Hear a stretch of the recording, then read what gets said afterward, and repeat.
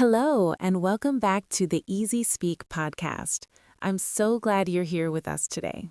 Hey everyone, welcome. It's great to be here again, and it's great that you're listening. Whether you're on a walk, sitting at home, or maybe on a bus somewhere, we're happy to have your company. That's exactly right. And today's topic is actually very connected to that idea of company, because today we're going to talk about something that a lot of people find difficult, something that many of us avoid without even realizing it. And what is that? We're going to talk about being alone. Not lonely, not sad, just alone, by yourself, with no one around. Oh, that's interesting, because I think a lot of people hear the word alone and they immediately think of something negative, like being alone means something is wrong. Exactly. And that's exactly what we want to explore today. The difference between feeling lonely and simply being alone. And also how learning to be comfortable with yourself can actually change your life in a really positive way. I love that. So we're not talking about isolation today. We're not saying you should avoid people or push everyone away. Not at all. We're talking about something much gentler than that. We're talking about learning to enjoy your own company, learning to sit with yourself without feeling like something is missing. That sounds simple, but honestly, for a lot of people, it's one of the hardest things to do. It really is. And I think part of the reason it's hard is because we live in a world that is constantly connected.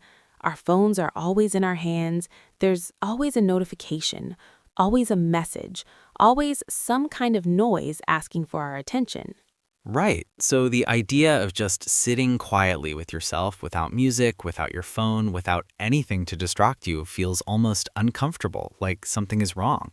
Yes, and that discomfort is actually what we want to talk about today, because that discomfort tells us something important. It tells us that maybe we haven't really learned how to be with ourselves yet. That's a powerful way to put it. We've learned how to be with other people, we've learned how to be busy, but being with ourselves is a skill that most of us were never taught. Exactly. It's a skill, and like any skill, it takes practice. It takes time, and at first, it can feel a little strange or even a little scary. But I think most people listening right now have probably experienced moments of being alone that actually felt good, right? Like maybe a quiet morning before anyone else woke up, or a long walk by yourself, or a quiet evening at home when everything just felt peaceful. Yes, those moments exist, and when we find them, they feel almost like a gift, that quiet, that stillness. But the problem is, we don't always know how to create those moments on purpose. We wait for them to happen instead of learning how to invite them into our lives. I want to stop here for a second and talk about a word you just used. You said stillness. I think that's a beautiful word for our listeners. Can you explain what you mean by stillness? Of course, stillness means a state of being calm and quiet, when everything inside you and around you feels peaceful. Not necessarily silent, but calm. There's no rushing, no anxiety, no pressure. Just a quiet, gentle feeling of being present. I like that. So, stillness is not just about the world around you being quiet, it's also about the world inside you being calm. Exactly. And that's the kind of stillness we're going to talk about today, the kind you can only really find when you're alone. Okay, so let's start at the beginning. Why do people struggle with being alone? What is it about solitude that makes people feel uncomfortable or even afraid? That's such a great question, and I think there are a few reasons. The first one is that when we're alone and quiet, our thoughts become louder. All the things we usually push away with noise and distraction, they start to come up. Worries, regrets, questions we haven't answered yet. So, being alone forces us to face things we might have been avoiding. Yes, and that can feel uncomfortable. But here's the thing. Those thoughts and feelings were always there. We were just using noise and busyness to cover them up. Right, so the discomfort isn't actually caused by being alone. The discomfort was already there, solitude just makes it visible. Beautifully said. And once you understand that, being alone starts to feel less like a threat and more like an opportunity to finally look at the things you've been carrying. I love that perspective. Let me also share another reason I think people struggle with being alone, and that's the social pressure around it. Say more about that. Well, in a lot of cultures and social situations, being alone is seen as something sad. If you're sitting by yourself in a cafe, people might feel sorry for you. If you say, I stayed home alone this weekend, people assume you're unhappy or that something went wrong. That's so true. There's almost a social expectation that we should always be surrounded by people, that a full social calendar means you're doing well in life. And the opposite also feels true, that if you choose to spend time alone, you must be lonely or antisocial or there's something wrong with you. But that's simply not accurate. Choosing to be alone is very different from being forced into loneliness. One is a choice made from a place of self-awareness. The other is a feeling of disconnection and isolation that nobody wants. Let's talk about that difference a little more because I think it's one of the most important things we can say today. What is the difference between solitude and loneliness? Great question. Solitude is chosen. It's peaceful. It's when you decide to spend time with yourself because you want to, because you find it refreshing or restorative. You feel okay. You feel whole. And loneliness? Loneliness is the opposite. Loneliness is a feeling of pain. It's the feeling of wanting connection but not having it. You can actually feel lonely in a crowd of people, and you can feel completely at peace when you're by yourself. That's such an important point. Loneliness is not about being physically alone. Loneliness is an emotional state, a feeling of being unseen or disconnected. Right. And that's why some people who are surrounded by others all day still feel deeply lonely, and some people who live quietly with very little social interaction feel completely content. So, the goal today is not to be more isolated. The goal is to build a better relationship with ourselves so that when we are alone, it feels like a gift and not a punishment. Perfectly said. And I want to bring up a word here that I think is really useful for this conversation. The word is solitude. Solitude. Solitude. What does it mean exactly? Solitude means the state of being alone, especially in a way that feels peaceful or purposeful. It's different from isolation. Isolation suggests being cut off from others. Solitude suggests choosing to be with yourself. Can you give an example sentence? Sure. After a busy week at work, she found real peace in the solitude of her morning walks. She's alone, but she's chosen that. She enjoys it. It restores her. I love that. Solitude, the state of being alone in a peaceful or purposeful way. And solitude, when practiced well, can actually make you a better person in your relationships with others. When you know how to be alone, you stop needing people for all the wrong reasons. You stop using relationships as a way to escape yourself. That's deep. Say more about that. Well, think about it. Sometimes people stay in relationships that aren't healthy because they're afraid of being alone. They keep bad friendships going because the alternative, being by themselves, feels too scary. They fill every moment with social activities, not because they truly want to, but because silence makes them anxious. And when you can't be alone, you become dependent on others for your own sense of peace, which is a lot of pressure to put on the people around you. Exactly. You start to need other people to feel okay, and that neediness, even when it comes from a place of pain, can push people away or create unhealthy patterns. So, learning to be alone isn't just good for you, it's actually good for your relationships too. Absolutely. When you're comfortable with yourself, you can be present with others in a much healthier way. You're not using them, you're genuinely enjoying their company, and that makes a huge difference. I want to ask you something a little personal, if that's okay. Of course. Have you always been comfortable being alone, or was it something you had to learn? Oh, I definitely had to learn it.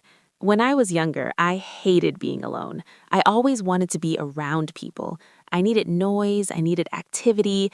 If things got too quiet, I would feel this strange kind of anxiety, like I was missing something. I think a lot of people can relate to that. And what changed for me was kind of a slow process. There was a period in my life when circumstances forced me to spend a lot of time alone. a move to a new city, a time when my social circle was very small. And at first, it was really hard. But something shifted. It did. Very slowly, I started to discover that when I stopped fighting the silence, when I stopped trying to fill every moment, something interesting happened. I started to hear myself more clearly, my own thoughts, my own feelings, my own voice. And that was a good thing? It was a wonderful thing. I started to understand myself better. I started to know what I actually wanted from life, not what other people expected of me, not what I thought I should want, but what I, personally, deep down, truly wanted. That's beautiful, because I think for a lot of people, especially in today's world, we're so busy reacting to the world around us that we never get quiet enough to ask ourselves what we actually think and feel. Yes, the noise of modern life is constant, and it's not just external noise, it's the internal noise too. The endless to-do lists, the worry about what people think, the scrolling through social media, comparing yourself to others. And all of that noise drowns out the quiet voice inside you that actually knows what you need. Exactly. And solitude is the practice of turning down that noise, giving that quiet voice a chance to speak. I love that image. Let me ask you, for someone who is just starting to practice being alone, where would you suggest they begin? What's a good first step? I would say start very small. Don't try to spend hours alone in silence on your first try. That would be too overwhelming for most people. Instead, start with just a few minutes. A few minutes sounds very manageable. It really is. Try this. Tomorrow morning, before you check your phone, before you turn on any music or news, just sit quietly for 5 minutes. Just 5 minutes. Don't try to meditate or think deeply. Just sit. Maybe hold a cup of tea or coffee. Look out the window. Let your thoughts come and go without grabbing onto them. That sounds like a simple but powerful practice. It is. And it might feel strange at first. Your mind will want to reach for the phone. You might feel a little restless, but that's okay. Just notice that feeling without judging it and stay for those 5 minutes. And then gradually you can increase the time. Exactly. Once you're comfortable with 5 minutes, try 10, then 15. Over time, those quiet moments become something you actually look forward to. They become the most nourishing part of your day. I want to mention a word here that you used. You said nourishing. Can you explain that word for our listeners? Yes, of course. Nourishing means something that feeds you or supports your well-being. We often use it for food. A nourishing meal is one that is healthy and gives your body what it needs. But we can also use it for experiences that feed your mind or soul. So a nourishing experience is one that makes you feel more whole, more energized, more alive. Exactly. And quiet time alone, when you're truly present in it, is one of the most nourishing experiences you can have. It restores something inside you that the busy world takes away. I want to also talk about the idea of doing things alone, because I think a lot of people are comfortable being alone at home, in a private space. But the idea of doing things alone in public can feel very different. Oh, that's such a good point. There's a big difference between being alone at home and going out alone in public, going to a restaurant alone, traveling alone, seeing a film alone. And for many people, doing those things alone feels embarrassing, like people will judge them, like they'll look like they have no friends. Right. There's a kind of social shame attached to doing things alone in public. But I think that shame says more about our cultural attitudes than it does about the actual experience of being alone. Because in reality, doing things alone can be incredibly freeing. It can. When you go to a museum alone, you can spend as much time as you want in front of a painting that moves you.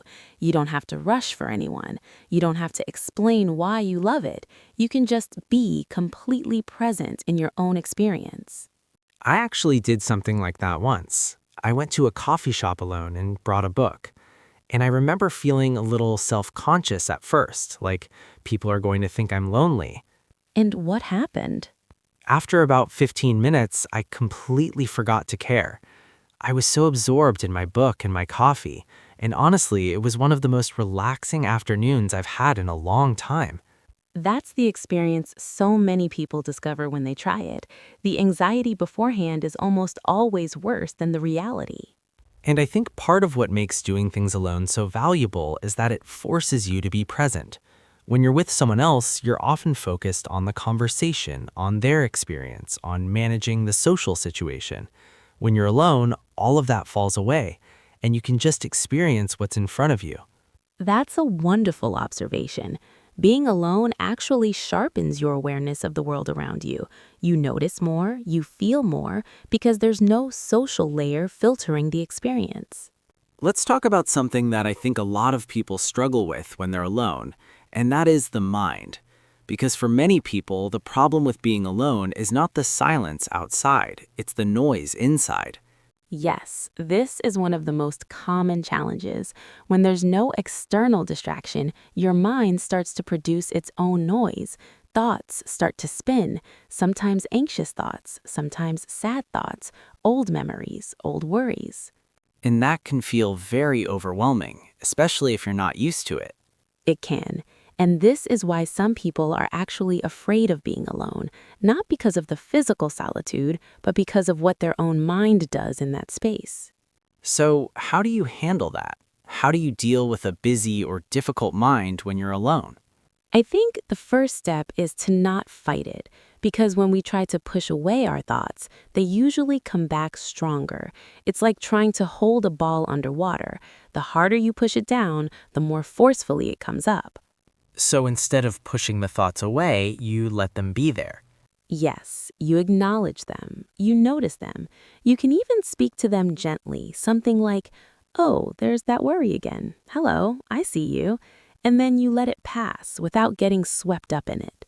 That reminds me of something I've heard about mindfulness, the idea of watching your thoughts like clouds passing through the sky. Exactly. Your thoughts are not you. They are just thoughts. They come and they go. And when you practice observing them without attaching too much meaning to them, they lose some of their power. I think that's a really freeing idea. The thoughts are just weather, they pass. They do. And the more time you spend alone with your mind, the better you get at this. You start to see the patterns, you start to notice which thoughts repeat, and you begin to understand yourself on a much deeper level. Let me ask about one more thing in this area. What about sadness? Because sometimes when people are alone, they feel a wave of sadness. And then they feel like being alone caused the sadness, so they avoid being alone in the future. This is such an important thing to address. The sadness was not caused by being alone. The solitude just created the space for you to feel something that was already there. So again, the feelings were already there, just covered up. Yes, and feeling sad when you're alone is not a sign that something is wrong with solitude. It's actually a sign that you're being honest with yourself. Sadness is a natural part of being human, and allowing yourself to feel it, rather than constantly distracting yourself from it, is actually part of healing. So in a way, allowing yourself to feel sad when you're alone is a form of self-care. Exactly. You're not running from yourself, you're sitting with yourself, and that takes a kind of quiet courage that not everyone develops. Quiet courage. I love that phrase. It's the courage to face yourself, to sit with your own feelings without needing them to be different right away, without immediately reaching for your phone or a distraction to make the feeling go away. And over time, that practice makes you more resilient, more emotionally stable. It does, because you've proven to yourself that you can handle your own feelings. They don't destroy you, they pass, and you come through them still whole. I want to shift slightly and talk about some practical things people can do when they're alone, because I think sometimes people avoid alone time because they just don't know what to do with it. Like, what am I supposed to do? Just sit there? Yes, that's a really common feeling, especially for people who are very action-oriented. If every moment usually has a purpose or a task, then unstructured alone time can feel strange. So, what are some things that work well for people who are learning to enjoy time alone? Well, there are so many options, and what works best depends on the person. But some things that many people find wonderful when alone include walking. Just walking without a podcast or music, just you and the world around you. That sounds surprisingly peaceful. It really is. Walking alone gives you time to process your thoughts and also to connect with your environment. The sound of birds, the feeling of sun or wind, the rhythm of your own footsteps. What else? Writing is another beautiful one. Not writing for anyone else, not a message or an email, just writing for yourself. A journal. It doesn't have to be good writing, it doesn't have to make sense. It's just a way of moving your inner world onto paper so you can look at it more clearly. I've heard a lot of people say that journaling changed their life. I've never done it consistently myself, but I understand why it works. It works because it slows your thoughts down. When you're just thinking, ideas rush past quickly and get tangled. When you write, you have to slow down enough to put them into words, and that slowing down is where a lot of clarity happens. What other activities work well for solitude? Reading, of course, and not just reading to learn information, reading to disappear into a story, to let your imagination travel somewhere else. That's a kind of alone time that feels magical. You're alone, but you're also very much alive inside the story. I love that. Being alone, but fully alive. Creative activities are also wonderful. Drawing, painting, cooking something new just because you feel like it, gardening, playing music, any activity where you're creating something just for the joy of it, without any pressure to produce something perfect. And I imagine all of these activities feel better when you're alone because there's no performance element. Nobody is watching. You don't have to be good at it. Exactly. One of the gifts of solitude is that you can be completely imperfect and there's nobody there to judge it. You can sing badly, you can write messy thoughts, you can make a strange meal that doesn't quite work out, and none of it matters because it's just for you. I actually think that's one of the things I enjoy most about being alone, the freedom from performance. Yes, because so much of our social life involves some level of performance, presenting ourselves in a certain way, managing impressions, being the funny one or the competent one or the kind one. All of that takes energy. And when you're alone, you can just drop all of that. You can just be yourself without editing. Without editing, without audience, without applause or judgment. Just pure, honest, unfiltered you. And the more time you spend with that unedited version of yourself, the more you actually understand who you are. Beautifully said. Self-knowledge is one of the deepest gifts of solitude. And self-knowledge is the foundation of almost everything good in life. Good decisions, healthy relationships, meaningful work, a sense of direction. Let me introduce a word here that I think fits perfectly. And that word is introspection. introspection.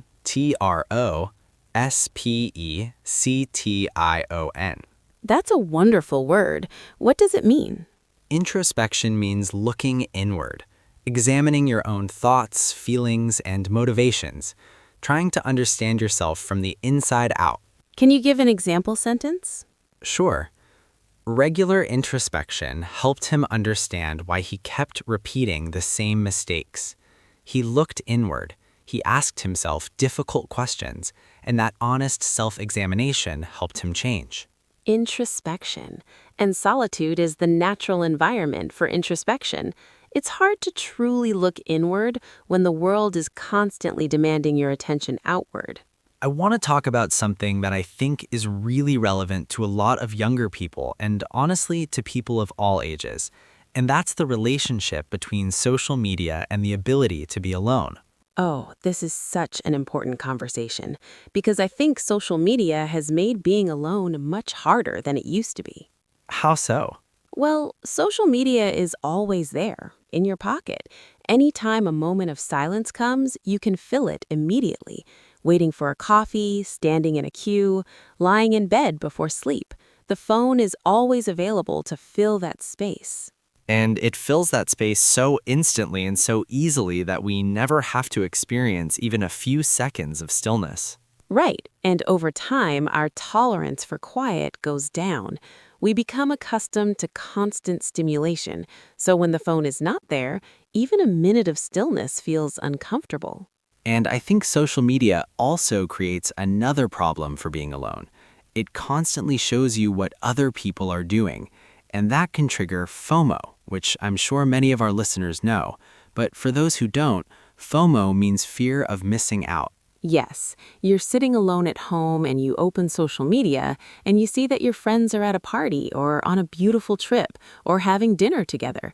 And suddenly your quiet evening feels sad and empty, even though 5 minutes ago you were perfectly content. So, social media can actually create a feeling of loneliness that wasn't there before you opened it. It can, and that's one reason why spending time alone without your phone is so different from spending time alone with your phone nearby.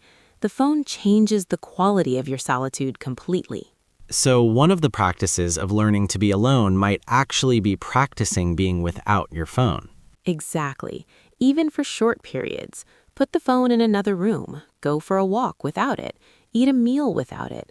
Let there be some spaces in your day that belong entirely to you without any digital connection. I know that sounds scary to some people, but I also think for a lot of people, when they try it, they feel a surprising sense of freedom. Absolutely. That feeling of not being available, not being reachable, not needing to respond to anything, it's a kind of rest that a lot of us have forgotten.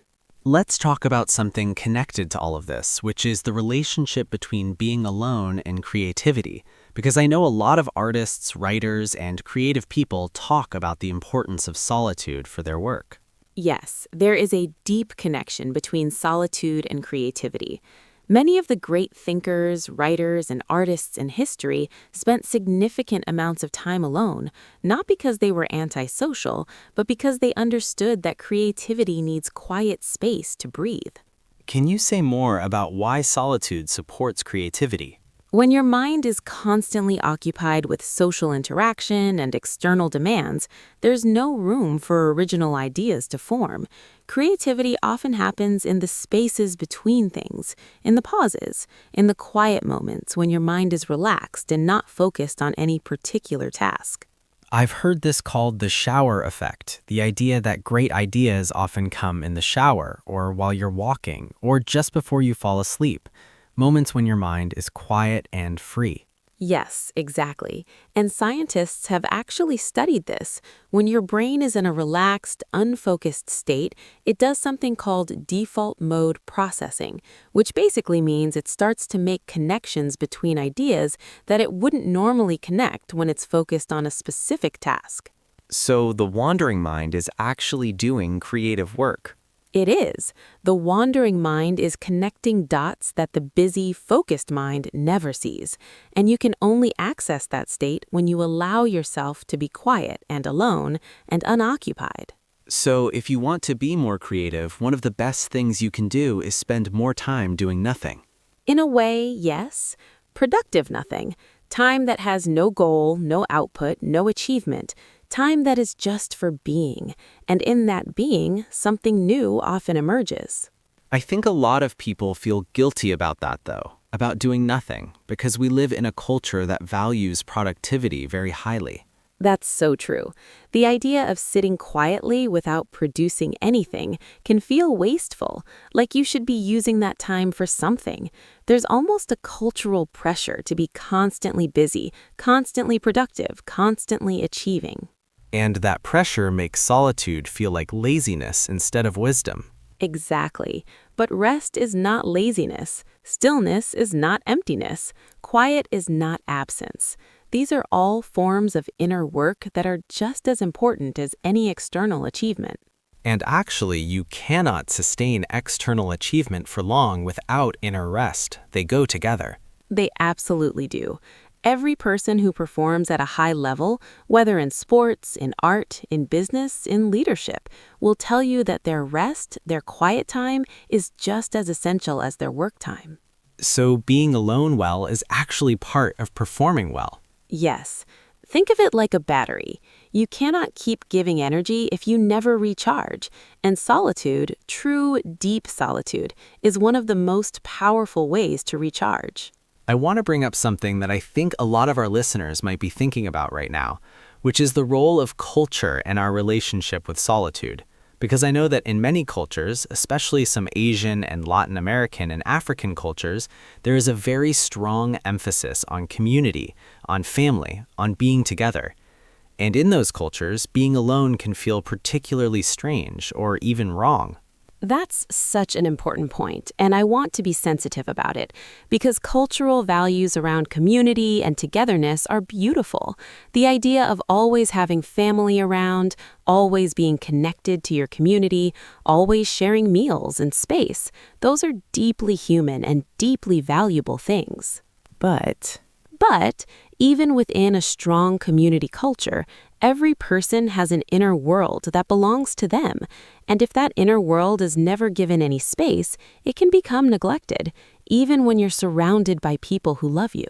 So solitude is not the opposite of community. It's actually something that can coexist with a strong community life. Yes, you don't have to choose between belonging to others and belonging to yourself. You can have both. And in fact, the person who has a healthy relationship with their own solitude is often the most generous and present member of their community because they're not exhausted, they're not resentful. They come to the community nourished and ready to give. That's a beautiful reframe. Solitude as something that actually makes you a better community member. Exactly. You give more genuinely when you're not running on empty. I want to check in with our listeners for a moment. If you've been walking or traveling while listening, I hope you're finding these ideas useful and interesting. And if some of this is resonating with you, if you recognize yourself in some of what we're saying, that's okay. A lot of us share these struggles.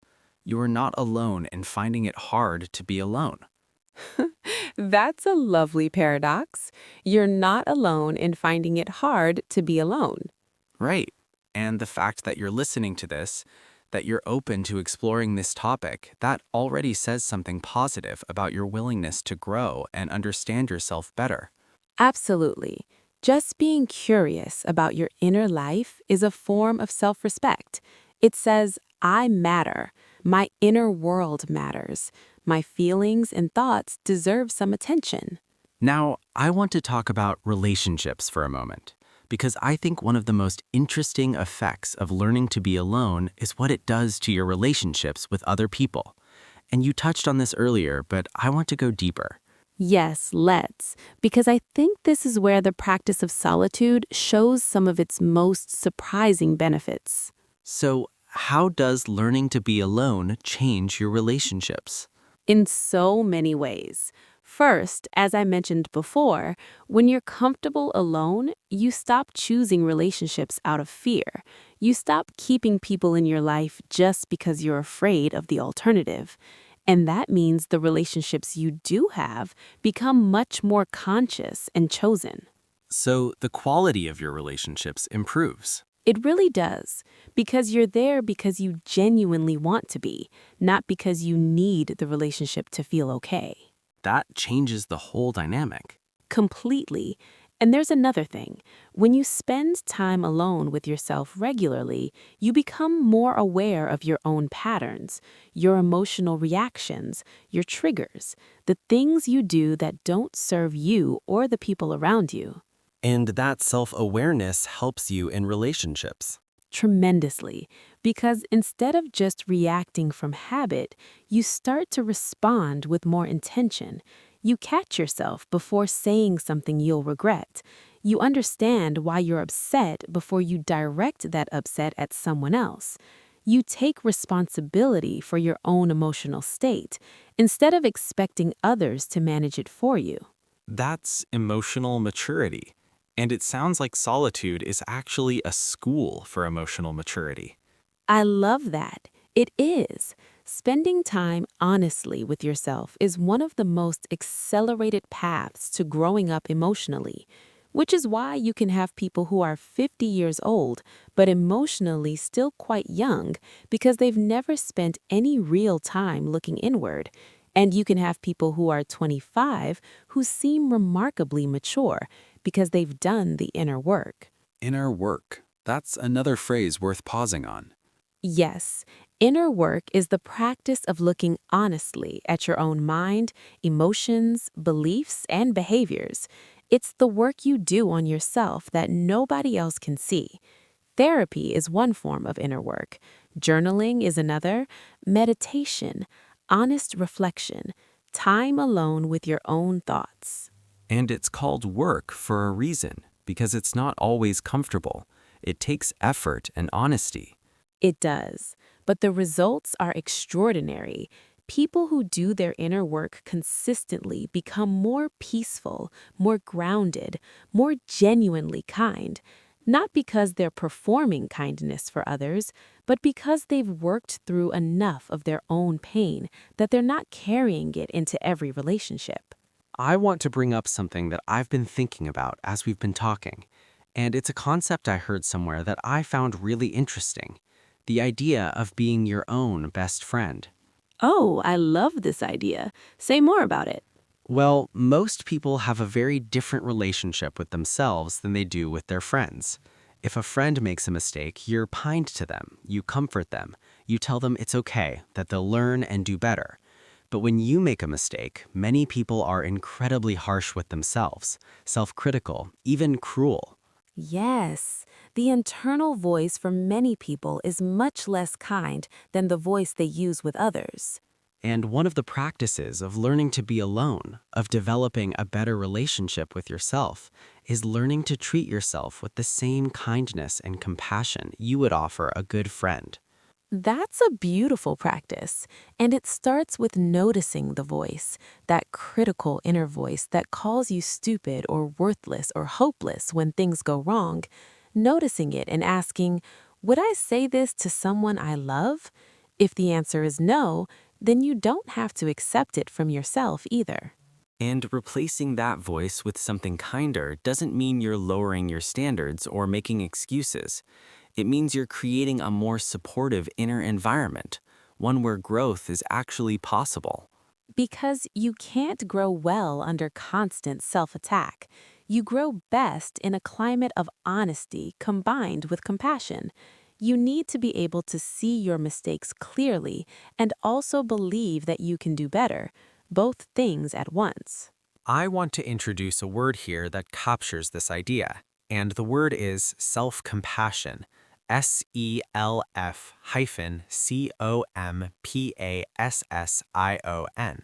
Self-compassion. What does that mean in simple terms?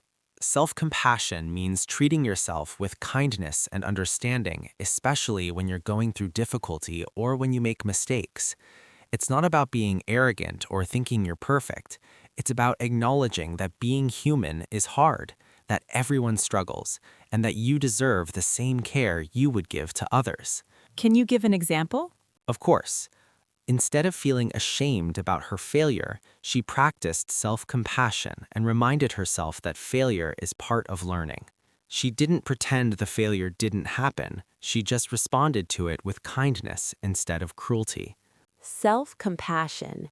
And you can only really practice self-compassion when you spend enough time with yourself to know what you actually need, which brings us back to solitude. It all connects, doesn't it? It really does. Solitude, introspection, self-compassion, these are all part of the same practice, the practice of developing a genuine, honest, and kind relationship with yourself. Let's talk about something a little different now.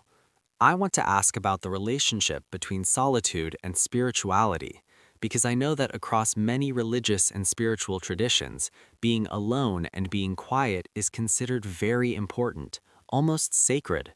Yes, this is fascinating.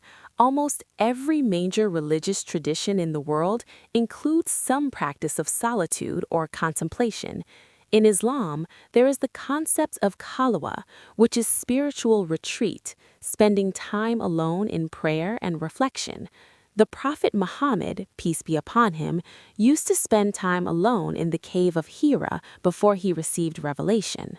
In Buddhism, meditation is central, and deep meditation is typically done alone, in silence. The idea is to quiet the thinking mind and discover something deeper beneath it. In Christianity, the desert fathers and mothers of the early church went into the wilderness to pray and seek God. Many Christian mystics and saints have written about the importance of silence and solitude for spiritual growth. And in Stoicism, which isn't technically a religion but is a philosophy with deep spiritual dimensions, the idea of spending time alone in reflection, of examining yourself honestly, is considered essential.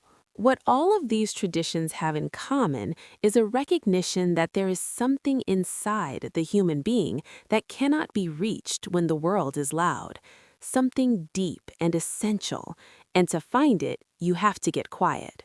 Whether you are religious or not, whether you believe in any spiritual tradition or not, I think most people have had moments where silence or solitude felt like it touched something very deep and real inside them. Yes, that feeling of something greater than the ordinary mind, whether you call it God or consciousness or the soul or simply your deeper self, solitude gives you access to that.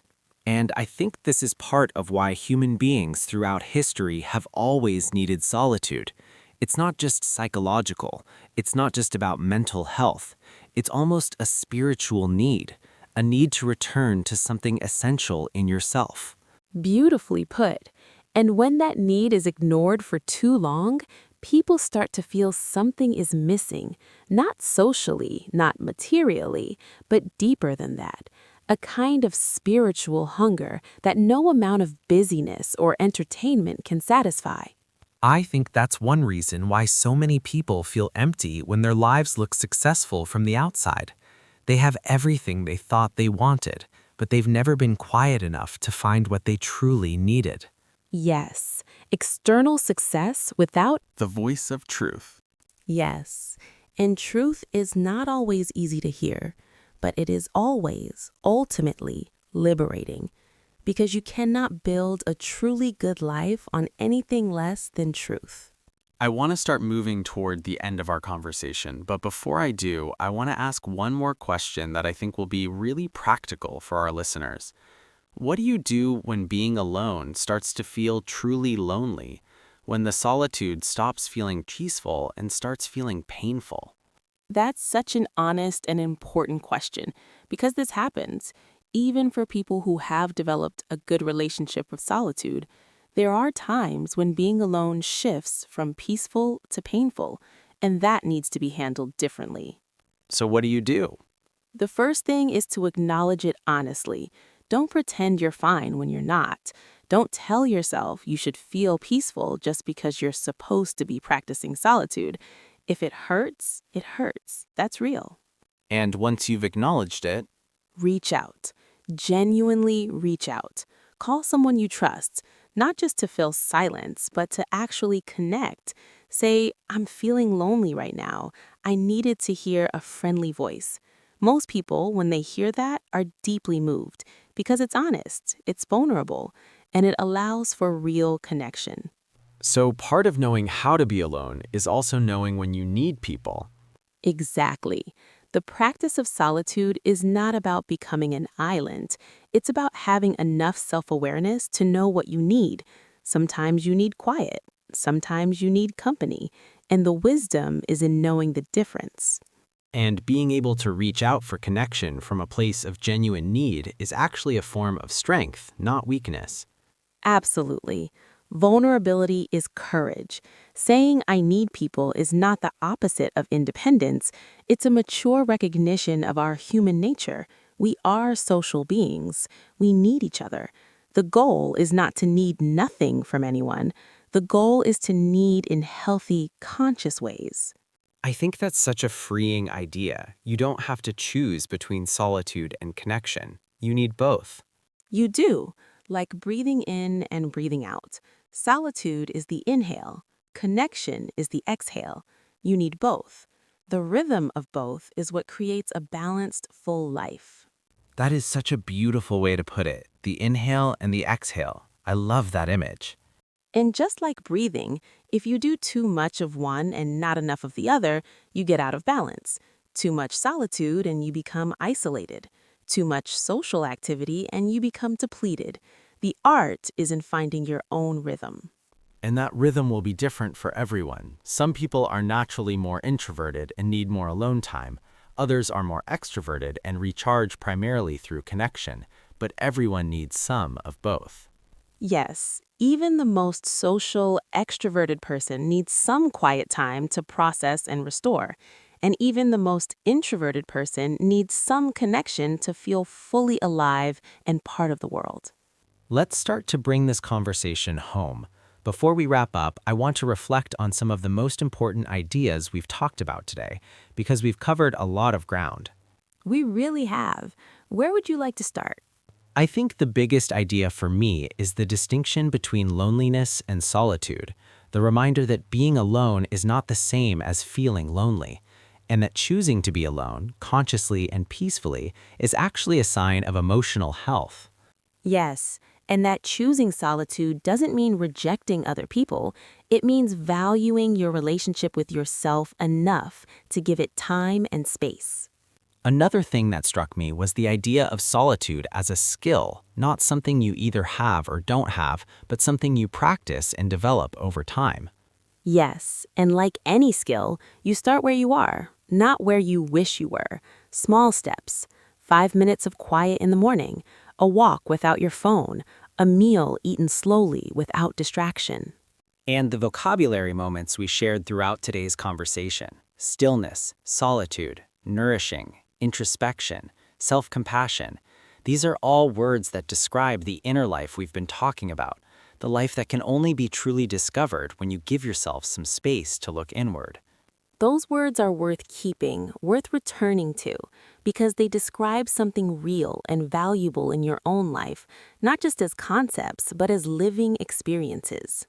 I also want to remember what you said about solitude and relationships, that learning to be alone actually makes you a better partner, a better friend, a better member of your family and community, because you come to those relationships more whole. Yes, the inner work you do in solitude is a gift you give not just to yourself, but to everyone around you. And the image that will stay with me from this conversation is the one you gave near the end.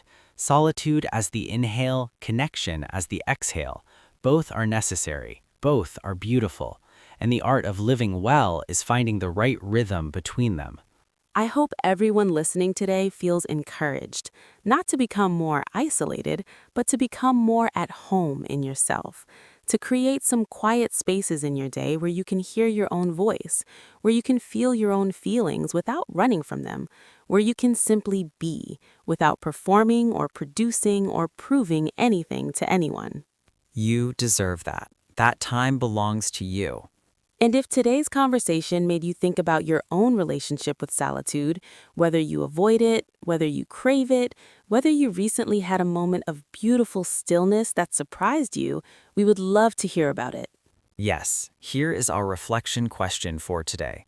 Think about this and feel free to write your answer in the comments below. The question is this: when you are alone and quiet, without any distractions, how do you feel? What happens in your mind and your heart? And is there one small thing you could do this week to give yourself a little more peaceful alone time? There's no right or wrong answer. It's just an invitation to be honest with yourself and to share your experience with others who might feel the same way. We always love reading your comments, and we read every single one. So please, take a moment and share your thoughts. And before we go, I want to say thank you, sincerely, from both of us. Yes, thank you for spending this time with us today. Thank you for being curious about your inner life. Thank you for choosing to grow. Learning English is not just about memorizing vocabulary or practicing grammar. It's about opening yourself up to new ideas and new ways of seeing the world. And today, through this conversation, I hope you've done a little bit of both. If you enjoyed today's episode, please share it with someone who might benefit from it. Maybe a friend who is going through a difficult time. Maybe someone who is also learning English and would enjoy practicing their listening skills with a thoughtful conversation. And if you haven't subscribed to the Easy Speak podcast yet, please do. New episodes come out regularly, and each one is designed to help you grow your English through real, meaningful conversations. We cover topics that matter, topics about life, relationships, emotions, habits, and the quiet questions we all carry but don't always talk about. Because we believe that the best way to learn a language is not just to study it, but to live inside it, to hear it used thoughtfully and honestly, to feel it as something that carries real human experience. So keep listening, keep exploring, keep having conversations, even if those conversations are just between you and yourself. Especially those ones. Yes, especially the ones between you and yourself. Until next time, take care of yourselves. Be gentle with yourselves. And remember, the quietest moments often carry the most. You just have to be still enough to hear them. Take care, everyone. This was the Easy Speak podcast. Goodbye for now, and thank you for listening.